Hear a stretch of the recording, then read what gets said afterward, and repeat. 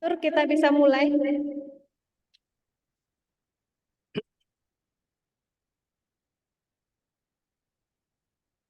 Baik.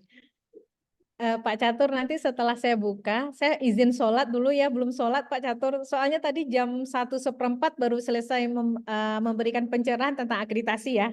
Yuk adik-adik, kita bisa mulai. Eh, Kenapa belum tampil?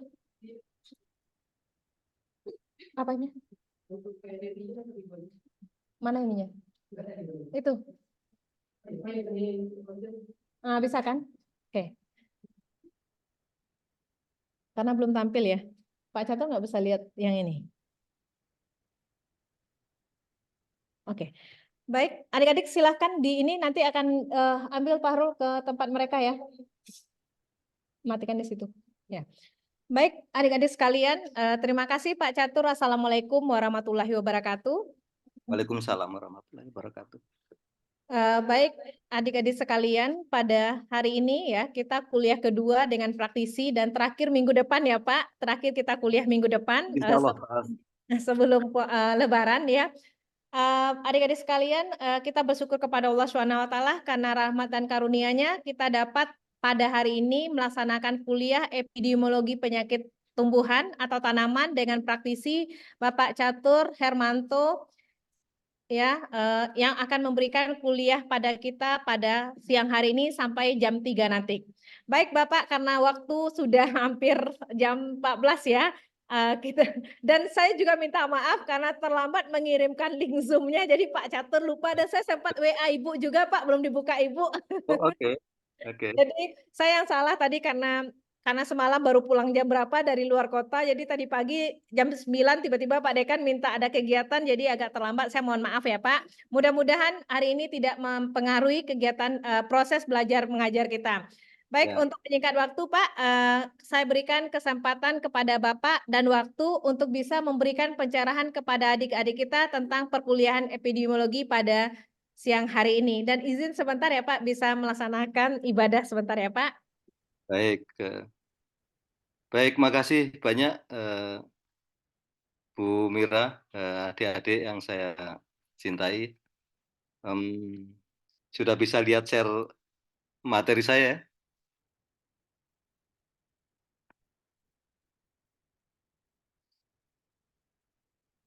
Oke. Suara saya bisa didengar dengan baik? Bu Mira sudah terlanjur pergi ya. Adik-adik barangkali ada yang bisa mendekat untuk merespon, suara saya bisa didengar dengan baik?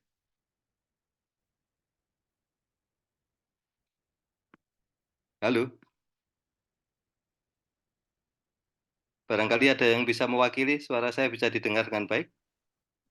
Suaranya terdengar dengan jelas, Pak. Oh, oke, makasih.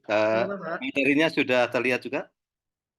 Untuk tampilan PPT-nya sudah tampil dengan jelas juga, Pak. Oke, makasih banyak. Oke. Apa, Pak? Baik, adik-adik. Ya, makasih. Sebelumnya saya minta maaf ini, betul-betul lupa, karena ini barusan takziah. Kemudian mampir, terus buka HP, ternyata, oh iya ada jadwal kuliah. Maaf sekali lagi. Mudah-mudahan tidak mengganggu terlalu banyak. Ini. Jadi, hari ini saya masih akan melanjutkan tentang dasar-dasar pemodelan dalam mempelajari epidemiologi penyakit tanaman. Saya ingin memulai dengan ini. Jadi Van der Plang itu bapak epidemiologi dunia. Itu menganalogikan perkembangan penyakit itu dengan perkembangan bunga uang apabila uang itu disimpan di bank. Jadi untuk memudahkan, beliau menganalogikan itu. Jadi bagaimana penyakit itu berkembang dari waktu ke waktu seperti kalau kita menyimpan uang di bank, maka dia akan berkembang karena kalau di bank dia berbunga. Bunga dari penyimpanan uang tersebut pada bidang penyakit disebut dengan laju infeksi. Jadi berapa misalnya bunganya berapa? 10%, maka laju infeksinya adalah 10%.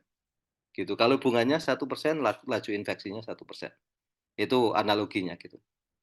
Kemudian Van der Plang juga menggolongkan berdasarkan pada menganalogikan dengan perkembangan bunga uang di bank, maka perkembangan penyakit itu bisa digolongkan dalam perkembangan penyakit dengan bunga sederhana, atau simple interest, kemudian dengan bunga majemuk tidak kontinu atau discontinuous compound interest, dan bunga majemuk continuous atau continuous compound interest ya. Pada pembahasan berikutnya saya akan menggunakan langsung istilah perkembangan penyakit. Jadi kalau sekali lagi saya ingin menyebut, kalau bunganya 1% berarti itu sama dengan laju perkembangan penyakitnya adalah 1%. Gitu. Oke, ini adalah gambar ilustrasi bagaimana perbedaan dari 3 model perkembangan penyakit tersebut. Yang pertama adalah yang ini, yang garis putus-putus ini. Ini disebutnya dengan simple interest. Jadi perkembangan penyakit dengan model bunga sederhana. Gitu. Ini pada umumnya itu terjadi pada penyakit-penyakit dengan perkembangan monosiklik, dengan siklus yang monosiklik. Monosiklik itu artinya dalam satu periode umur tanaman itu dia hanya berkembang, siklusnya hanya terjadi 1 kali. Itu nanti akan saya bahas lebih lanjut ya. Kemudian sebaliknya adalah compound interest, yaitu penyakit akan berkembang atau uang akan berkembang, di mana bunga uangnya itu akan berbunga juga nanti. Jadi bunga berbunga namanya, bunga berbunga. Jadi kalau di penyakit, kalau ini biasanya polisiklik ya. Misalnya 1 inokulum, dia berkembang 1 siklus selesai, menghasilkan generasi baru itu akan menghasilkan generasi berikutnya, masih dalam siklus tanaman. Artinya bunga berbunga. Jadi generasi anaknya akan beranak lagi. Atau sporanya, turunan pertama akan berkembang menjadi turunan kedua, dan seterusnya. Biasanya siklus sporulasinya pendek. Ya, jadi biasanya siklus sporulasinya pendek, dan spora yang sudah menginfeksi tanaman akan segera menghasilkan spora baru. Jadi regenerasinya pendek sekali, cepat. Di antara 2 perkembangan itu, ada yang disebut dengan discontinuous compound interest. Jadi di sini masih ada tangga, ada discontinue, ya. Tetapi beda dengan ini. Kalau ini karena perkembangannya siklusnya pendek banget, dia generasi berikutnya segera membentuk generasi berikutnya, sehingga itu seperti continue, meskipun sebenarnya tidak betul-betul continue, tidak exactly continuous ya. Tetapi relatively dia continuous. Gitu. Nah, di antara itu ada ini, misalnya saya contohkan. Kalau di sini misalnya bunganya dihitung setiap tahun ya, maka di sini misalnya setiap tahun sekali, di sini setiap bulan sekali. Jadi lebih rapat nanti ini ya. Kita lanjutkan. Saya ingin membuat ilustrasi begini. Bila kita menyimpan uang sebesar 1.000, lupakan rupiahnya ya, apakah rupiah atau dolar atau apapun ya. Kalau kita menyimpan uang sebesar 1.000 dengan bunga 1/10 itu berarti 10% ya. Dengan bunga 10% setiap tahun, maka dalam 1 tahun, ini salah saya, dalam 1 tahun, uang disimpan akan bertambah sebanyak 1/10. Jadi akan bertambah 10%-nya. Gitu. Sehingga dalam 1 tahun nanti sudah kita nyimpan 1.000, maka akan menjadi 1.100. Karena 1.000 ditambah 1/10 dari 1.000. Akan menjadi 1.100. Nah, perhitungan bunga bank tadi atau perhitungan siklus itu bergantung pada targetnya. Kalau uang bergantung pada kesepakatannya, mau mingguan, mau bulanan, mau tahunan, silakan saja. Sehingga kalau mingguan berarti akan bertambah 10% setiap minggu. Atau kalau bulanan akan bertambah 10% setiap bulan. Gitu. Di sini yang 10% tadi itu tidak dihitung menjadi modal. Jadi tidak lagi berbunga. Yang 10% tadi tidak dihitung menjadi modal. Sehingga kalau kita dihitung lagi dalam 1 tahun, maka akan terjadi 1.000 dikalikan 1 plus 1/10. Sehingga dalam 1 tahun, kalau 2 tahun berarti ini 2 tahun 2/10, kalau 10 tahun 10/10. Berarti kalau 10 tahun berarti 10 ditambah 1 plus 1, berarti 10 tambah 2. 1.000 tambah 2, menjadi 3.000.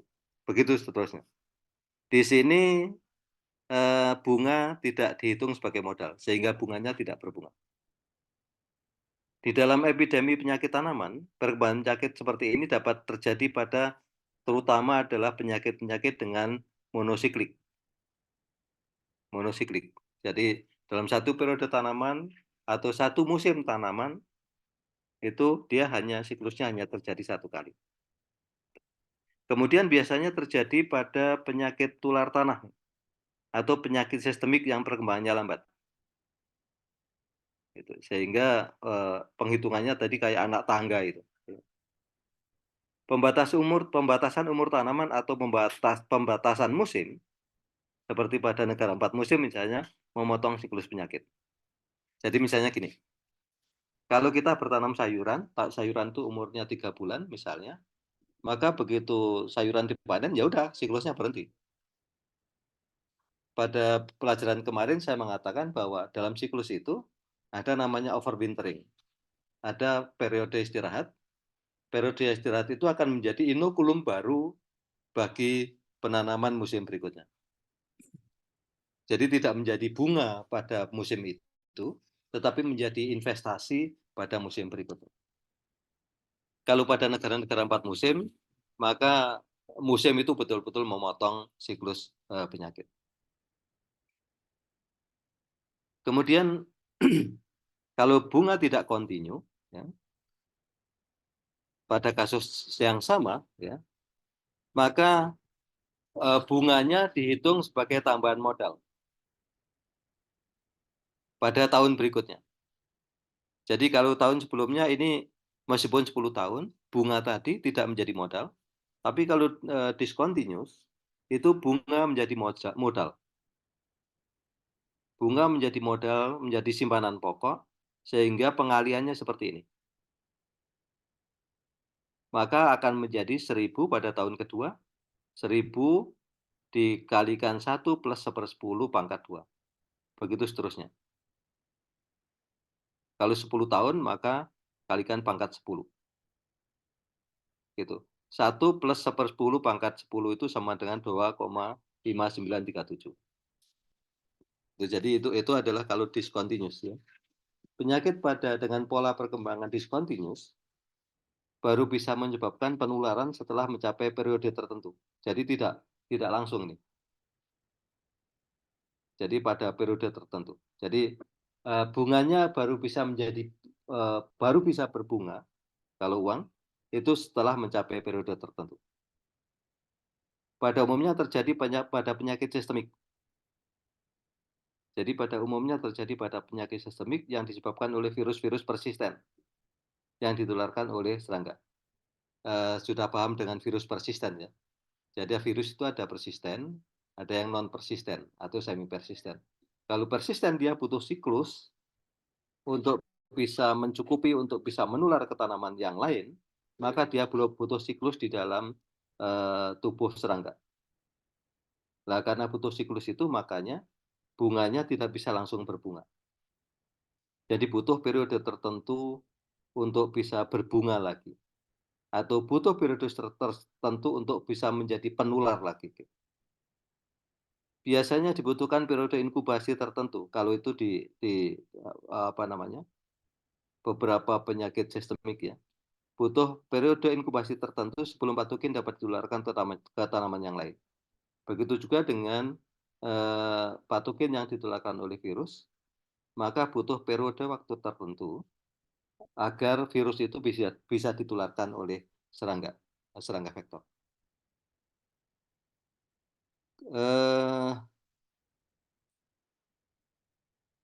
Berikutnya adalah perkembangan penyakit dengan model bunga majemuk kontinu.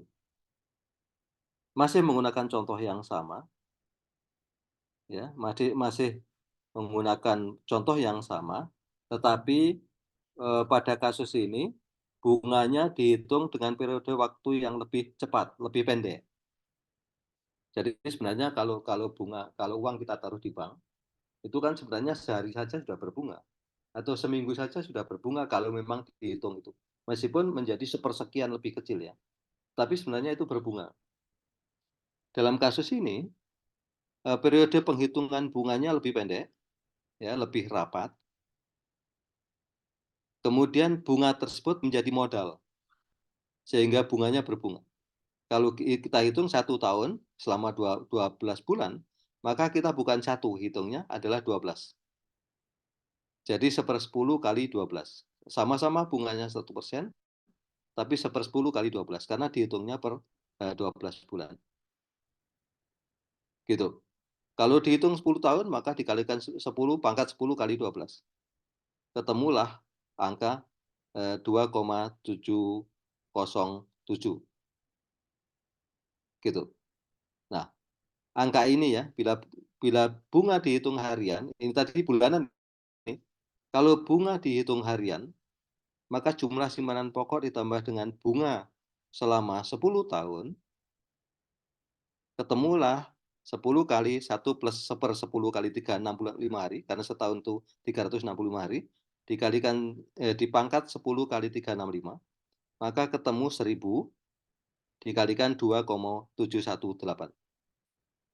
Jadi angka ini kalau kita hitung sama dengan 2,718. Gitu. Nah, berikutnya angka ini yang dipakai sebagai konstanta oleh Van der Plang.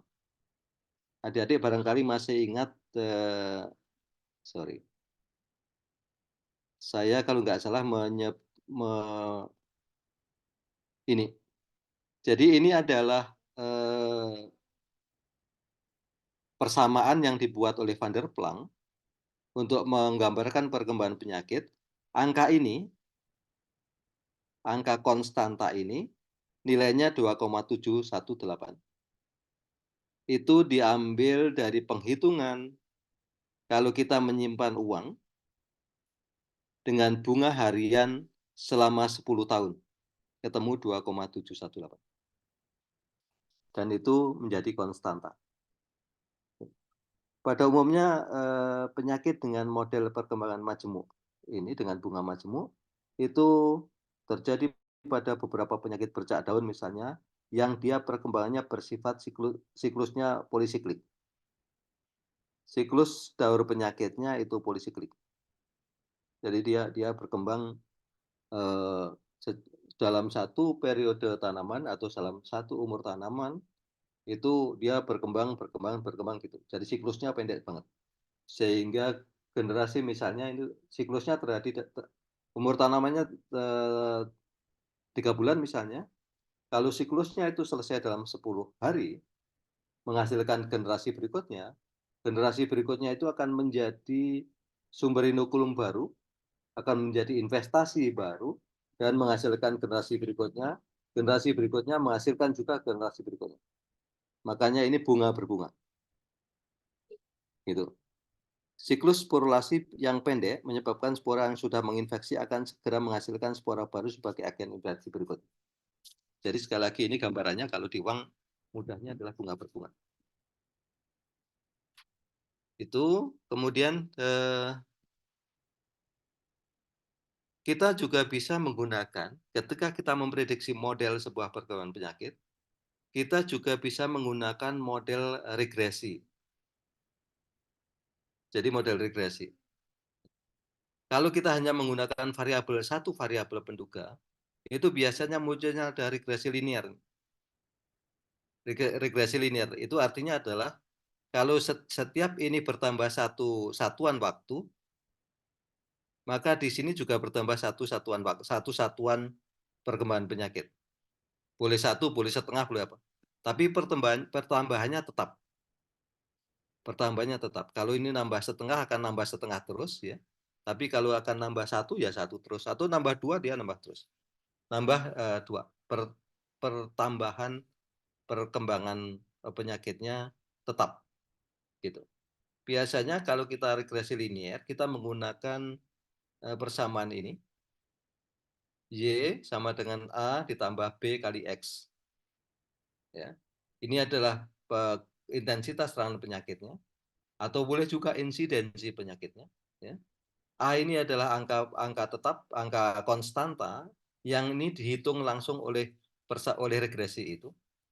Adik-adik, barangkali saya tidak mengajarkan bagaimana cara menghitung regresi, karena sekarang dengan mudah kita menggunakan tool, menggunakan software untuk penghitungan regresi. Tapi ini yang menjadi angka tetap. Yang ini sudah hasil perhitungan. A ini disebut konstanta. Ini terjadi ketika tanaman dalam fase awal. Jadi kalau ini misalnya, kalau kita memulai dari tanaman sejak dia umur seminggu misalnya, kalau kita menghitungnya adalah kita mengamati umur seminggu, maka A ini adalah status penyakit ketika umur 1 minggu. Kalau pada persamaan Van der Plang tadi, ini disebut dengan I0. Di sini saya ingin kembali ke ini. Ini adalah I0. Jadi inokulum pada awal, inokulum awal saat kita melakukan pengamatan. Gitu. Kalau di sini, ini konstanta yang dihitung oleh regresi. Jadi A ditambah B, B ini adalah lajunya, dan X ini adalah variabel penduga. Ini koefisien regresi. Gitu. Ini regresi, disebut regresi linear sederhana. Bentuknya seperti ini. Jadi pertambahan waktu itu tetap, dan pertambahan penyakitnya itu tetap. Jadi waktu ini bisa hari, minggu, bulan, dan seterusnya. Ya. Atau regresi ini juga bisa terjadi kalau kita pakai bukan waktu ini, di sininya bukan waktu, tapi jarak dari pusat sebaran. Gitu. Jarak dari pusat sebaran. Atau variabel ininya, variabel bebasnya atau variabel penduganya bisa saja faktor cuaca. Misalnya pengaruh temperatur terhadap perkembangan penyakit, atau pengaruh curah hujan terhadap perkembangan penyakit. Jadi kalau curah hujannya bertambah 1 mili, maka dia akan bertambah segitu. Maka setiap pertambahan 1 mili curah hujan, maka ini akan ada pertambahan tetap. Gitu. Atau populasi atau volume inang atau dosis atau frekuensi penyemprotan pestisida. Gitu. Jadi hubungannya adalah hubungan tunggal, variabel antara satu variabel penduga dengan perkembangan penyakit. Ini adalah regresi dengan satu variabel penduga dan umumnya adalah linear. Kemudian kita bisa juga membuat prediksi perkembangan penyakit dengan lebih dari satu variabel penduga. Bisa seperti ini, kalau ini namanya multiple regresi, maka ini konstantanya. Kayak kita pakai dua variabel penduga. Dua variabel penduga X1 dan X2 terhadap kejadian atau intensitas serangan penyakit. Nanti gambarnya akan menjadi 3 dimensi. Jadi variabel penduga bisa berupa beberapa variabel yang berbeda, atau satu variabel yang sama tetapi pada waktu pengamatan atau pada fase pertumbuhan yang berbeda. Atau satu variabel yang sama itu dikalikan atau dipangkatkan dan seterusnya. Nanti kalau adik-adik belajar khusus tentang regresi, akan ada ini bukan tambah X1 tetapi A plus BX tambah BX pangkat BX kuadrat tambah CX kuadrat dan seterusnya, kayak gitu. Jadi bisa akan lebih kompleks. Kemudian adik-adik, biasanya kita sebelum melakukan analisa yang lebih detail, kita melakukan scatter plot. Scatter plot itu adalah menaruh saja data itu di dalam diagram antara X dengan Y. Antara X dengan Y. Ya. Saya contohkan biasanya kalau kita analisa kadang-kadang ini muncul kalau kita gunakan Excel kita bisa dapatkan ini nih, scatter plot nih. Ya. Jadi cara membacanya begini. Gambar ini berarti pengaruh temperatur terhadap perkembangan penyakit. Seperti ini. Jadi temperaturnya semakin naik, plotnya akan cenderung naik. Ini belum dianalisa regresi nih. Ini hanya data kita ditaruh saja di situ. Gambar ini adalah pengaruh kelembapan terhadap penyakit. Ini kelembapan terhadap penyakit. Gambar ini adalah pengaruh curah hujan terhadap penyakit. Jadi ini data ditaruh begitu saja. Begitu juga dengan ini, misalnya ini berarti pengaruh temperatur dengan penyakit dan seterusnya. Ini cara baca scatter plot itu seperti ini. Kita sudah bisa membuat perkiraan. Kalau kayak gini nih, ini kayaknya ini linear nih. Semakin kalau ini bertambah, ini akan bertambah secara berkala dan tetap. Kalau ini bisa saja eksponensial, ini bisa saja kuadratik. Jadi dari scatter plot ini kita bisa mendapatkan gambaran kira-kira ini nanti model apa yang akan kita pakai. Gitu. Ini adalah beberapa model perkembangan penyakit ya. Dari yang tadi saya contohkan tidak di sini nih. Ini adalah regresi linear. Ini adalah regresi multiple regresi. Yang ini kita sudah bicara tentang bagaimana kalau perkembangan penyakitnya hiperbola. Dasar formulanya seperti ini. 1 per A plus BX dan seterusnya. Kalau ditransformasi akan menjadi begini. Biasanya transformasi ini pakai ln atau apa, atau log, itu dipakai agar hubungannya menjadi linear untuk memudahkan kita membaca, menginterpretasi data. Jadi berbagai perkembangan penyakit itu ada yang tadi saya sebut linear, kemudian ada yang hiperbola, ada yang eksponensial, ada yang geometrik, ada yang periodik. Adik-adik bisa gunakan ini dan sekarang banyak software untuk ini karena kalau kita belajar khusus tentang penghitungan ini kayaknya nggak selesai. Tapi setidaknya bisa membaca hasil analisa yang kita lakukan melalui software yang ada. Ini adalah model-modelnya. Jadi kalau kadang-kadang ada perkembangan, kalau kita mengikuti fluktuasi perkembangan penyakit sepanjang tahun gitu misalnya, itu kita bisa dapat perkembangan kayak gini nih. Naik, turun, naik lagi, turun lagi kayak gitu. Kemudian bisa juga ini, awalnya lamban, tapi begitu ini akan mencapai percepatan yang sangat cepat. Ini eksponensial. Kemudian bisa juga seperti ini. Awalnya inokulumnya tinggi, kemudian turun dengan drastis dan akhirnya melandai. Bisa juga polinomial, ini polinomialnya berderajat 2, ya. Berderajat 2 bisa begini. Kalau semakin banyak akan seperti ini. Jadi kalau polinomial berderajat 5 itu berarti puncak dan lembahnya ada 5. Gitu. Kemudian bisa juga geometrik. Awalnya cepat, kemudian segera melandai.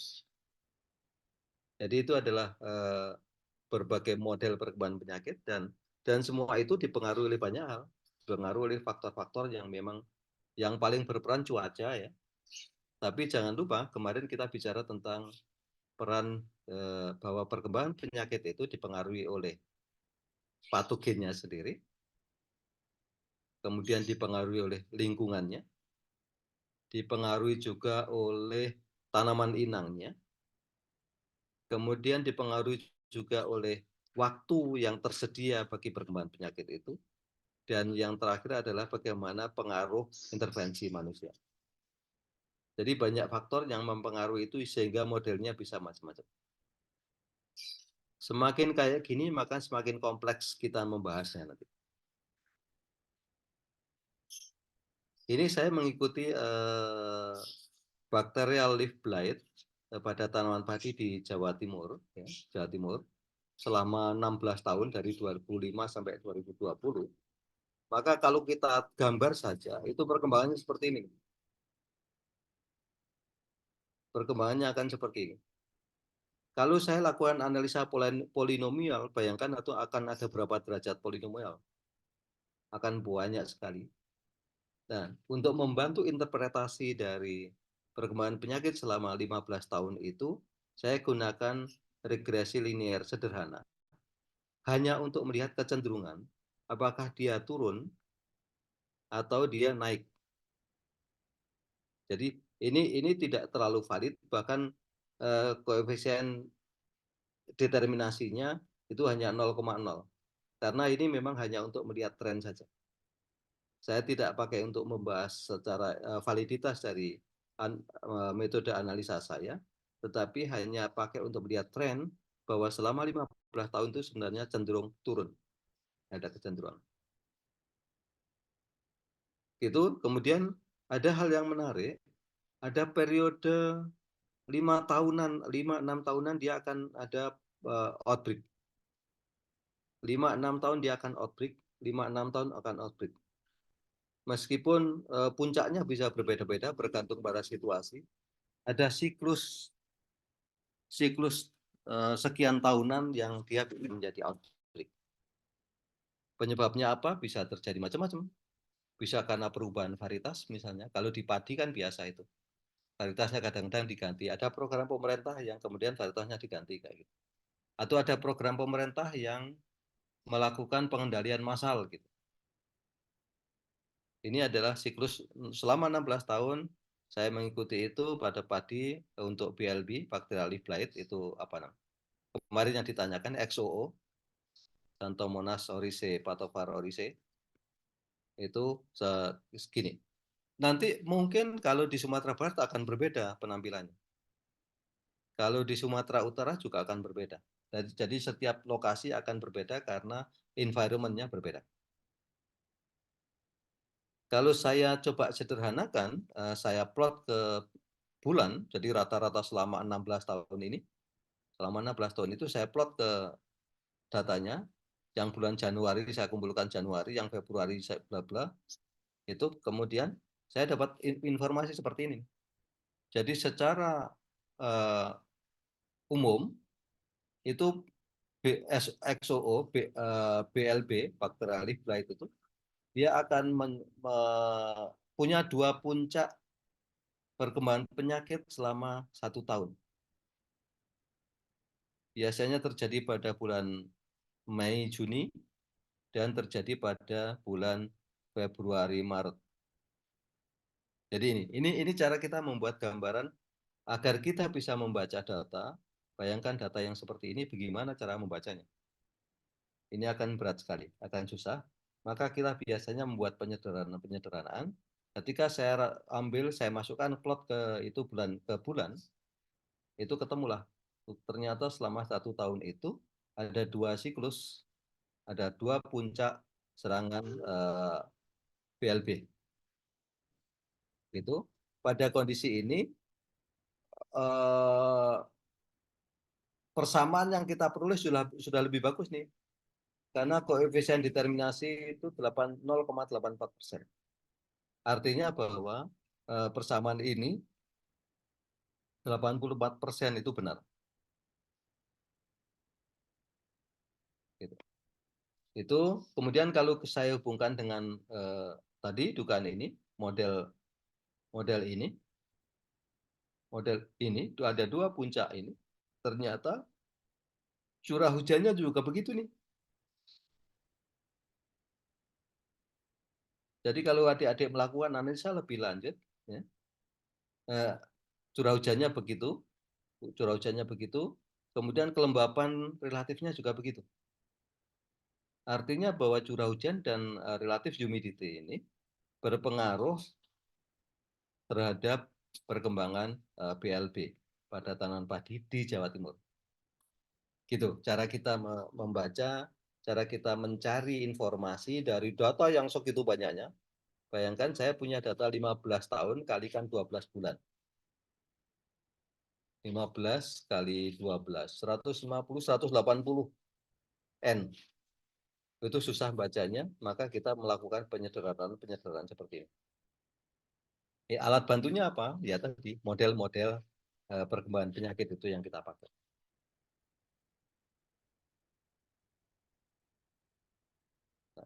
Dalam satu periode pertumbuhan penyakit, dalam satu periode perkembangan penyakit, ini kita biasanya pisahkan ini nih. Ini kita sebut dengan lag fase. Ini fase landai. Ini biasanya penyakit masih baru mulai masuk tanaman, kemudian dia baru mulai melakukan penetrasi dan seterusnya di lag fase ini. Nanti ketika sudah mulai melakukan sporulasi, menghasilkan spora baru dan spora baru itu menjadi investasi juga, maka penyakit akan berkembang dengan cepat di sini. Berkembang dengan cepat, makanya disebut dengan fase percepatan. Itu penyakitnya berkembang cepat dan kalau ini di penyakit di daun, daunnya masih cukup untuk diinfeksi. Daunnya masih cukup sehingga penyakitnya berkembang dan makanan yang masih ada, ruang untuk berkembang masih ada, maka perkembangannya cepat seperti ini. Di fase percepatan. Kemudian berikutnya akan mulai ada kejenuhan. Ada kejenuhan karena di sini host atau tanaman inang atau bagian tanaman inang atau daun yang mau diinfeksi itu sudah mulai habis nih. Sehingga nggak ada lagi ruang untuk berkembang. Ini namanya fase terminal. Jadi penyakit itu tidak akan berkembang tanpa batas. Mesti ada batas ketika dia menjadi landai. Karena berbagai hal. Karena inokulumnya jenuh atau karena hostnya sudah habis. Kayak gitu. Itu sifat perkembangan penyakit. Kemudian kita juga bisa melakukan pengamatan atau penelitian. Tadi kan di sininya waktu nih. Bagaimana penyakit berkembang dalam fungsi waktu. Tapi kita juga bisa mengamati bagaimana penyakit itu menyebar dari satu titik sampai pada jarak tertentu. Jadi kalau pusat inokulumnya di sini,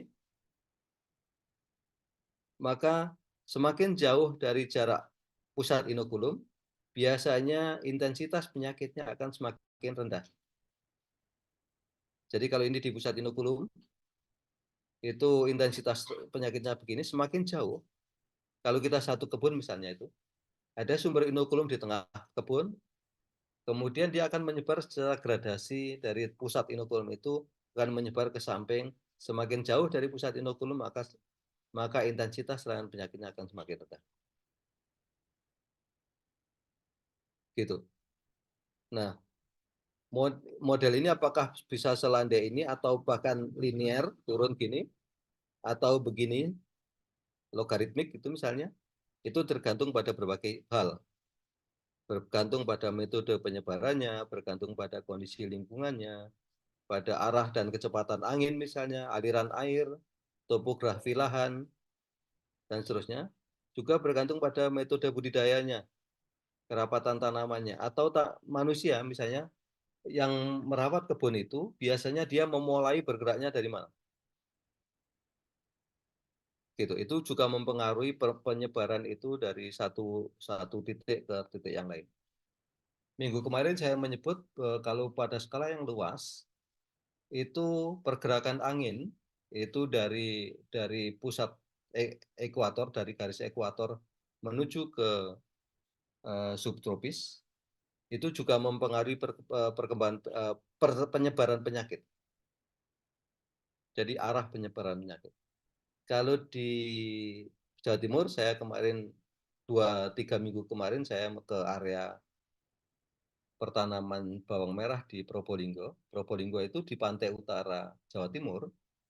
Maka petani bisa bercerita pada musim-musim tertentu itu ada angin yang datang dari laut. Angin datang dari laut menuju ke daratan pada musim-musim tertentu dan itu dia sangat signifikan mempengaruhi perkembangan penyakit. Gitu. Jadi adik-adik bisa gitu. Ini adalah contoh penelitian. Jadi adik-adik bisa melakukan penelitian seperti ini nih. Dari jarak ini adalah jarak dari asal penyebaran, dari asal fokusnya. Ya. Semakin jauh akan semakin seperti ini. Bisa melakukan penelitian seperti ini atau bahkan penelitian yang tadi adalah pengaruh waktu. Boleh pengaruh waktu, boleh juga pengaruh jarak. Jadi adik-adik bisa melakukan penelitian nanti, boleh dasarnya adalah time development atau space distribution. Silakan saja. Mudah-mudahan dengan ini adik-adik akan punya ide bagaimana nanti saya akan penelitian apa. Kalau kita masih bicara tentang spasial ya, space ya, maka saya mengikuti perkembangan ini di tahun 90 sebelum tahun 2000 ya. Ini adalah sebaran penyakit layu fusarium pada tanaman pisang. Ini berbeda varietas. Ini adalah beda pengamatan. Kalau varietasnya tahan, maka dari dia mulai terserang di bulan kedua. Kemudian berkembang dengan lambat sekali. Sampai dengan bulan ke 1, 2, 3, 4, 5, 6, 7, 8, 9, 10, 11. Sampai bulan 11 itu belum ada seperempat, belum ada 25% yang terserang. Bandingkan dengan ini yang memang sangat peka, ini pisang barangan. Dari awal terserang 4, kemudian di bulan ke-11 itu sudah di atas 50%. Jadi adik-adik bisa mengamati perkembangan penyakit sekali lagi dalam fungsi waktu atau bisa juga dalam fungsi ruang. Ini adalah spatial distribution. Jadi silakan saja. Adik-adik nanti mudah-mudahan akan punya ide tentang itu. Kemudian dalam fungsi ruang juga bisa melakukan pengamatan seperti ini. Bisa mempetakan seperti ini. Peta apapun, peta penyakit apapun. Kita bisa buat peta ini pada global. Tentu saja kalau global begini, datanya tidak lagi data primer. Kita mencari data sekunder. Atau kita pakai alat bantu yang itu makro, ya, misalnya kita menggunakan citra satelit, kita bisa lakukan ini. Citra satelit. Nah, peta distribusi ini biasanya dipakai untuk penerapan tindakan karantina. Misalnya nih, Australia dia terserang penyakit tertentu, maka Indonesia dia akan melakukan, biasanya Indonesia akan melakukan pest risk analysis, analisa risiko serangan penyakit dan hama di negara yang bersangkutan. Kalau kira-kira risikonya tinggi, maka Indonesia tidak akan mengimpor dari misalnya penyakit mulut dan kuku pada hewan gitu, pada sapi. Kalau ketahuan bahwa Australia ternyata dia endemis PMK, maka Indonesia tidak akan mengimpor daging dari Australia. Gitu.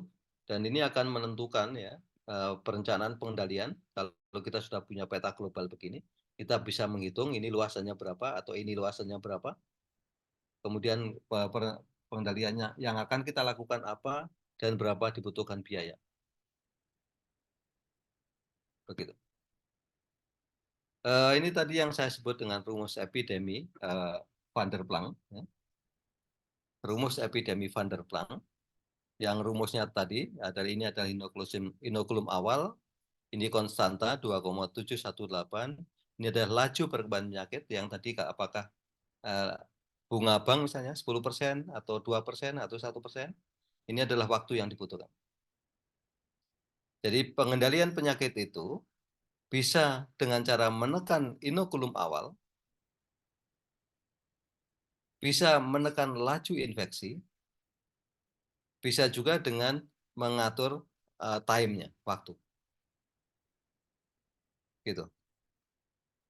Minggu kemarin saya menyebut kalau tanamannya berumur pendek, maka peluang dia bagi penyakit untuk menyelesaikan siklusnya juga akan menjadi lebih kecil. Kalau tanamannya berumur panjang, maka peluang bagi penyakit itu untuk berkembang, menyelesaikan siklusnya akan lebih banyak. Jadi bukan hanya satu siklus, bahkan dalam satu periode tanaman itu bisa selesai 2, 3, 4 siklus. Jadi kita bisa bermain ketika melakukan pengendalian penyakit, bisa mengurangi inokulum awal, bisa mengendalikan laju infeksinya, bisa juga mengatur laju perkembangan penyakit, waktu perkembangan penyakit. Gitu. Nah, kalau kita pakai model begini, ini pakai model linear ya, perkembangan penyakit linear. Ini adalah inokulum awalnya sama. Kalau dibiarkan dia akan berkembang seperti ini. Kalau dibiarkan akan berkembang seperti ini. Tapi kalau kita melakukan ini, yang dua ini apa? Kalau kita menggunakan inokulumnya I0-nya kita kurangi, maka akan mulai terserang pada saat umur sekian. Sama-sama lajunya sama, tetapi dia akan ada delay. Ada delay.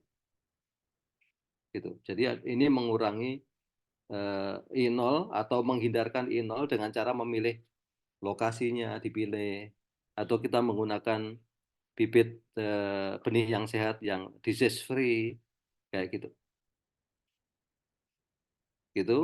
Kalau yang ini kita geser ke sini dengan cara perlakuan benih misalnya. Kalau ada serangan bule pada jagung, maka kita lakukan perlakuan benih, maka itu akan menunda serangan ini. Gitu.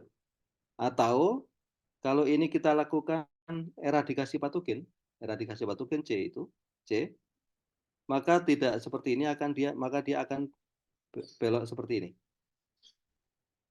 Jadi serangan penyakitnya akan berkurang di sini.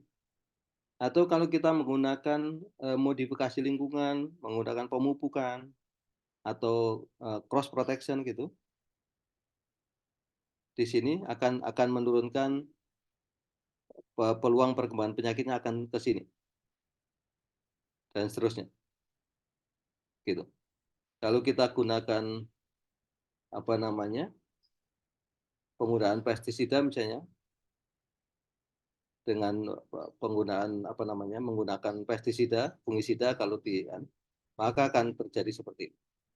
Tergantung kapan kita akan melakukan intervensi itu.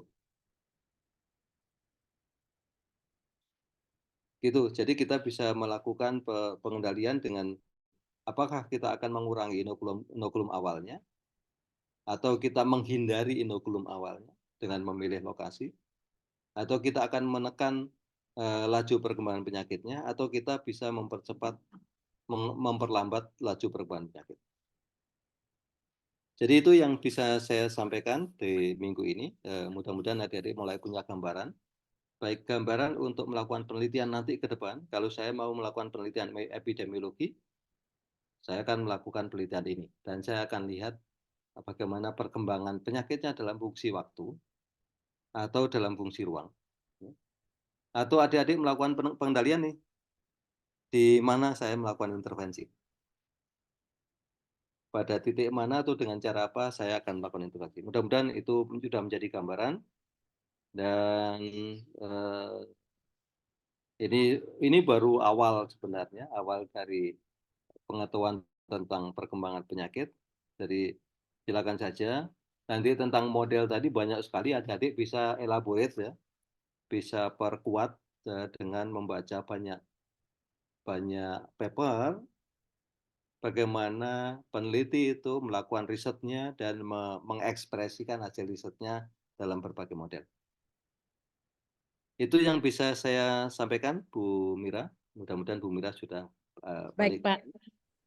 Makasih banyak. Silakan kalau ada pertanyaan.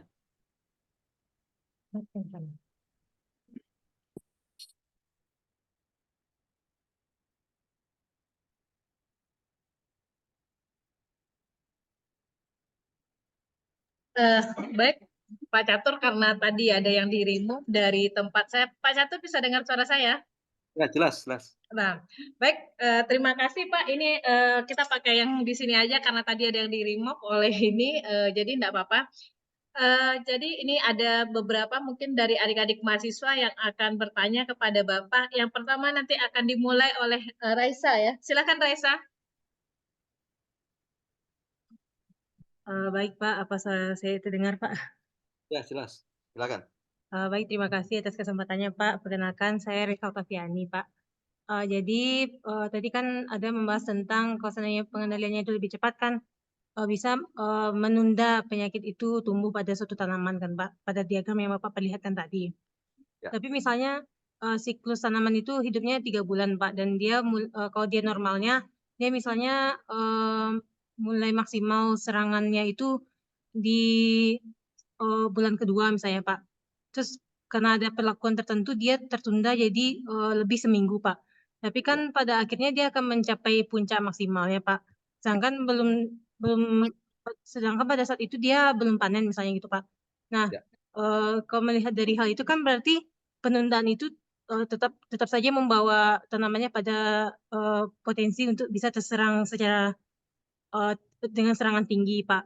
Nah, Ya. kalau seperti itu lantas kenapa penundaan ini menjadi penting gitu Pak? Kalau pada akhirnya tetap ada potensi untuk tanaman ini terserang dengan serangan tinggi, cuman dia tertunda saja gitu Pak. Ya. Itu pertanyaan Oke. dari Reza Pak. Oke, makasih. Bu Mira, saya jawab satu-satu ya. Karena Silakan Pak Catur. saya nggak bawa ballpoint, nggak bawa catatan nih. Sorry. Ini di mana sekarang Pak? Saya lagi berhenti di rumahnya kakak. Ini dari mana? Dari apa namanya? Dari kantor ke ini mau pulang gitu. Dari tadi takziah mau pulang. Oh iya iya, silakan Pak, lanjut apa-apa. Silakan Pak. Oke, jadi begini. Penundaan serangan penyakit itu penting banget karena ini berkait dengan daya tahan dari tanaman terhadap penyakit. Semakin awal penyakit itu menyerang, maka peluang bagi tanaman itu untuk berkembang itu semakin kecil. Jadi semakin awal tanaman itu, saya contohkan begini. Kalau ada serangan yang mudah yang kelihatan saja ya. Kalau ada serangan hama afid, hama afid misalnya, kalau dia menyerang pada saat tanaman itu baru bertunas, maka itu sangat mengganggu perkembangan daun. Sangat mengganggu perkembangan daun, maka biasanya kalau serangan itu pada saat tanaman bertunas, daunnya akan segera mengeriting.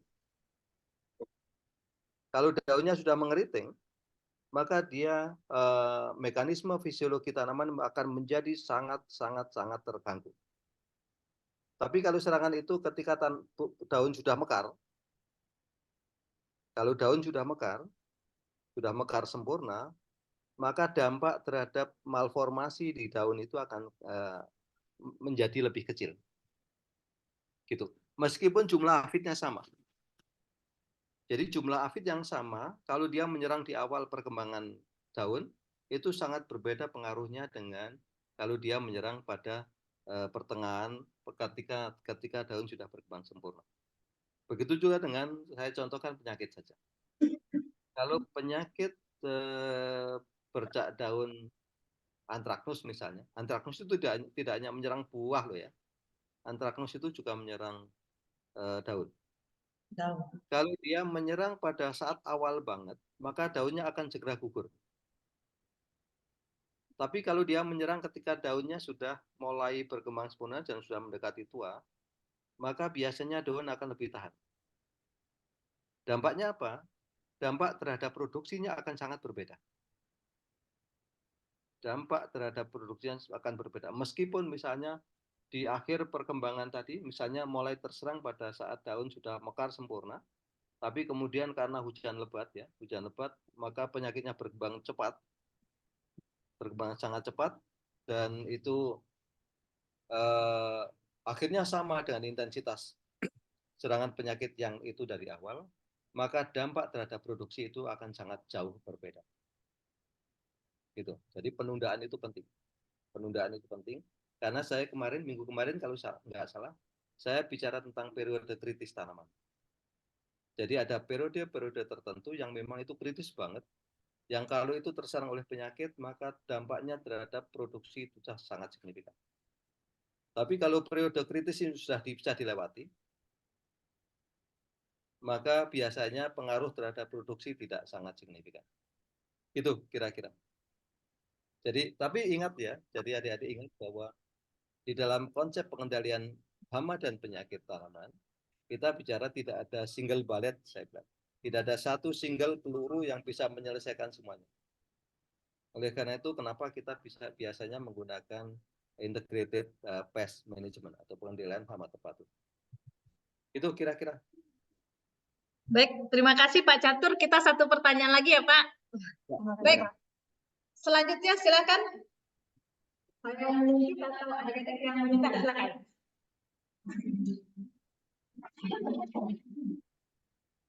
Di sini ya, biar jelas. Baik Pak, apakah sudah kedengar suara saya Pak? Ya, dengar jelas, makasih. Baik, izin sebelumnya Pak, perkenalkan nama saya Fernando, BP21. Izin bertanya Pak, di sini kan pada akhir-akhir tahun ini kan sering terjadi El Nino Pak. Jadi misalnya contoh di suatu wilayah ini kan terjadi suatu pandemi penyakit. Nah, pas pandemi itu juga terjadi El Nino ini Pak. Apakah dampak dari El Nino ini bisa menyebabkan putusnya dari epidemi dari si penyakit tersebut, Pak? Sekian, Pak. Oke, makasih. Jadi baik El Nino maupun La Nina itu sama-sama berpengaruh. El Nino ketika El Nino itu kan berarti mudahnya adalah cuacanya lebih kering. Kalau El Nino itu cuacanya lebih kering, kalau La Nina itu hujannya lebih banyak, cuacanya lebih basah. Itu mudahnya begitu. Ada teori itu karena itu sebenarnya El Nino dan La Nina itu pergerakan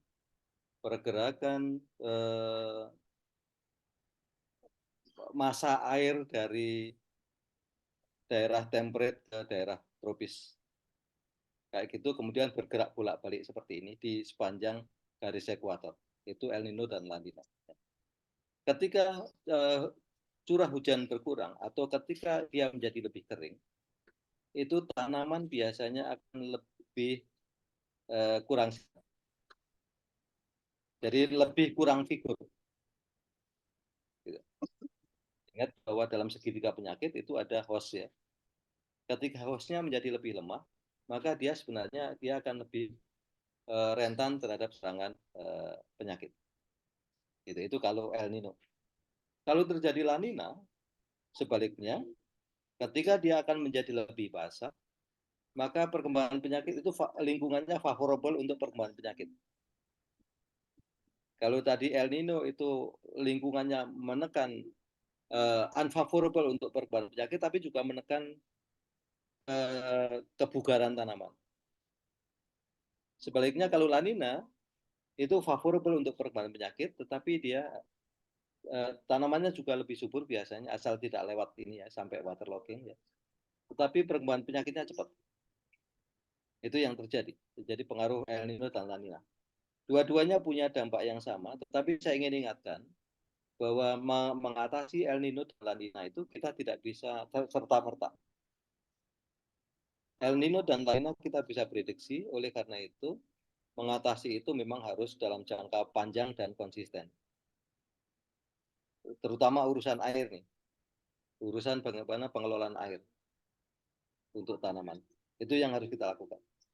Jadi kalau sudah El Nino, tanamannya akan menjadi lebih kering, dia akan lebih tahan, lebih rentan, lebih lemah. dia lebih rentan terhadap serangan penyakit, itu yang terjadi. Saya ingin contohkan pengaruh air terhadap perkembangan penyakit layu misalnya. Biasanya sebenarnya inokulum penyakit layu, ini lebih mikro ini, bukan El Nino, tapi mirip. Penyakit layu itu adalah patogen tular tanah.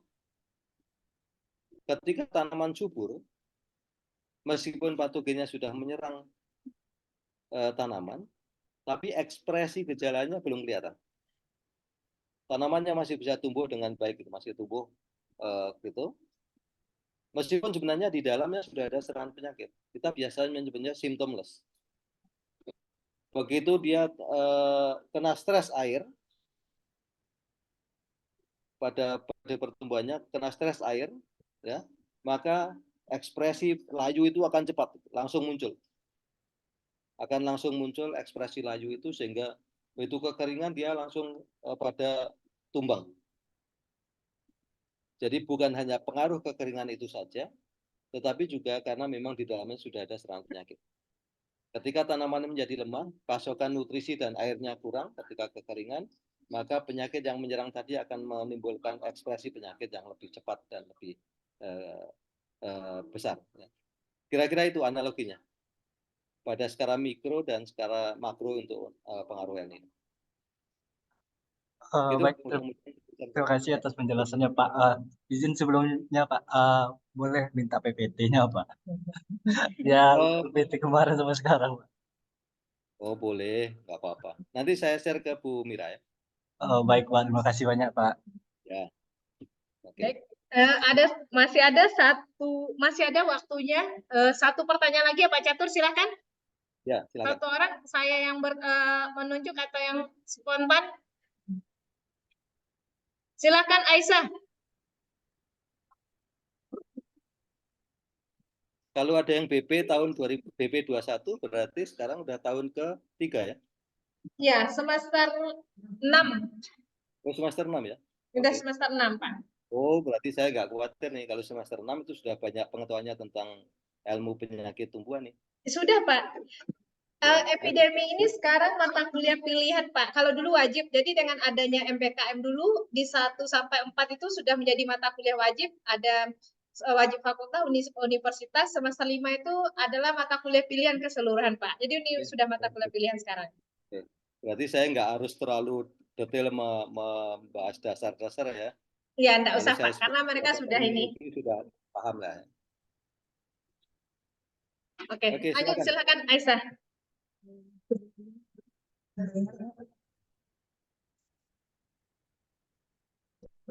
Dengar Pak? Kurang keras sedikit. Biasa suaramu keras Aisyah.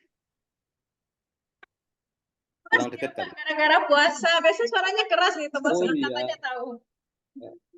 Iya, karena puasa maklum lah ya. Di sini sudah mau asar nih.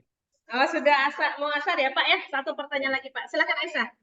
Perkenalkan nama saya Aisyah Pak dengan BP 239. Di sini saya sedikit menarik tadi Bapak menyinggung tentang angin laut yang terjadi pada petani di khususnya Pulau Jawa.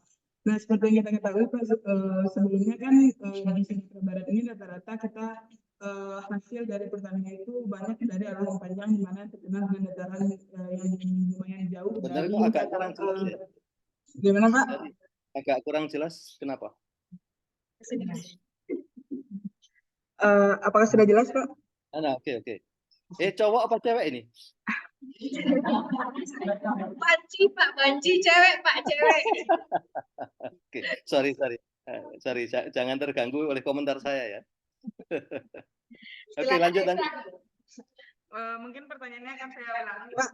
Tadi Bapak sempat menyinggung tentang angin laut yang dikeluhkan oleh para petani yang ada di Pulau Jawa. Nah, sedangkan di Sumatera Barat kita mengetahui biasanya rata-rata tanaman musik itu berasal dari pasokan itu lebih banyak dari lahan yang dimana daerah tersebut itu dari air laut. Nah, di sini saya tanyakan apakah ada kemungkinan bahwasanya dari daerah tersebut akan mendapatkan data dari angin laut tersebut yang akan dikeluhkan seperti yang di Jawa, atau ada hal lain yang bahkan itu lebih ekstrim daripada angin laut tersebut Pak. Terima kasih. Makasih, saya mencoba menyimak tapi nggak dapat Bu Mira. Jadi gini Pak, tadi Aisyah dari penjelasan Bapak dia mendengar bahwa pengaruh pertanaman ada pengaruh angin laut karena kita tahu Betul. beberapa mungkin pertanaman yang dilakukan petani dekat dengan laut. Sementara waktu di Sumatera Barat sendiri kan kita sentra produksi tanaman hortikultura terutama itu adanya di dataran tinggi, yaitu di Alan Panjang. Apakah ada pengaruh angin laut tersebut ke daerah tersebut atau faktor apa yang mempengaruhi di daerah dataran tinggi terhadap pertumbuhan tanaman tersebut? Itu kira-kira Pak. Oke, makasih. Kalau sentra sayurannya itu Bukit Tinggi, Alan Panjang, mana lagi tuh? Tanah datar. Tanah datar nggak ada itu sedikit. Ada Pak, tanah datar Pandai Singke. Itu tanah datar bukan Padang Panjang Pak. Oke. Jadi begini, biasanya kenapa untuk sayuran khususnya itu dia prefer pada dataran tinggi karena adalah temperaturnya. Pada umumnya sayuran-sayuran yang kita tanam di Indonesia itu sebenarnya berasal dari daerah subtropis. Gitu. Itu satu. Bedanya dengan subtropis, kalau subtropis itu temperaturnya rendah, kelembapannya rendah. Itu subtropis. Jadi kalau adik-adik sempat ke negara subtropis, itu jangan lupa bawa lotion sama bawa lip gloss. Kalau tidak kering. Karena itu kering. Ya, itu kering banget. Ke bibir juga pecah-pecah. Itu tanda bahwa kelembapannya sangat rendah. Gitu. Kalau di tropis, seperti kita, itu temperaturnya rendah, kelembapannya tinggi. Jadi kelembapan di Indonesia itu mesti di atas 85%. Ditambah lagi dengan seperti Alan Panjang itu curah hujannya tinggi juga. Iya. Curah hujan tinggi menyebabkan kelembapannya juga menjadi tinggi. Jangan lupa bahwa curah hujan itu akan mempengaruhi water stir. Jadi air yang diam di permukaan daun selama beberapa menit atau beberapa jam. Dan itu penting bagi perkecambahan spora. Itulah kenapa petani bawang merah, kalau adik-adik perhatikan, kalau habis hujan, itu justru dia nyiram nih, pakai gembor nih. Iya. Ya kan? Iya. Kedua tujuannya, satu, supaya ini bersih dari percikan tanah yang itu membawa inokulum, menular ke tanaman yang lain gitu. Yang kedua, supaya ini menjaga temperatur. Gitu. Dengan disiram lagi dengan air, maka dia temperaturnya tidak menjadi sangat-sangat rendah. Itu yang terjadi.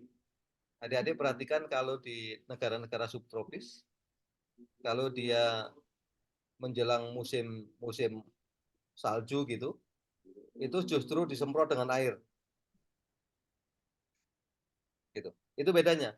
Bukan pengaruh angin laut, tetapi di ketinggian itu di Indonesia kelembapannya tinggi, temperaturnya rendah, dan itu favorable untuk perkembangan beberapa jenis penyakit.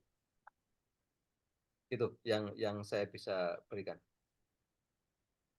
Baik, terima kasih Pak Catur ya, karena kan kita tahu negara kita negara tropis ya Pak, apapun persoalannya pasti dengan kelembaban dan temperatur ya, sangat beda dengan negara subtropis ya. Jadi maka ada beberapa tanaman subtropis kita tidak bisa menghasilkan seperti bangsa Brassicae kan tidak bisa kita menghasilkan biji ya Pak, kita harus tetap impor ya. Mungkin itu adik-adik ini. Karena Baik. nggak bisa berbunga di tempat kita. Iya benar. Baik, adik-adik sekalian, Pak Catur di sana sudah mau asar ya Pak. Kami baru jam 3 belum asar, kita asar setengah 4 lewat. Terima kasih atas pertemuan kita kali ini Pak, dan mudah-mudahan minggu depan saya tidak terlambat mengirimkan link Zoom-nya. Ya, mudah-mudahan saya nggak lupa ya. Ingetin kalau saya lupa Ya, telepon aja. besok ke minggunya saya ingatin ya Pak, biar apa juga tidak ini juga. Soalnya tadi memang agak khawatir juga. Bapak kan cepat balas WA, tiba-tiba lama dan saya telepon kan belum diangkat. Akhirnya saya kasih kuis adik-adik ini dulu untuk mengisi waktu gitu. Baik, Baik Pak Catur, makasih banyak untuk waktu hari ini. Terima kasih dan selamat berbuka dan selamat sampai di rumah ya Pak, karena ini masih di jalan ya. Makasih banyak. Makasih banyak. Amin. Wabillahi taufiq wal hidayah. Wassalamualaikum warahmatullahi wabarakatuh. Makasih Pak. Waalaikumsalam warahmatullahi wabarakatuh. Ya Pak, kita end kan ya Pak. Makasih. Ya, makasih banyak.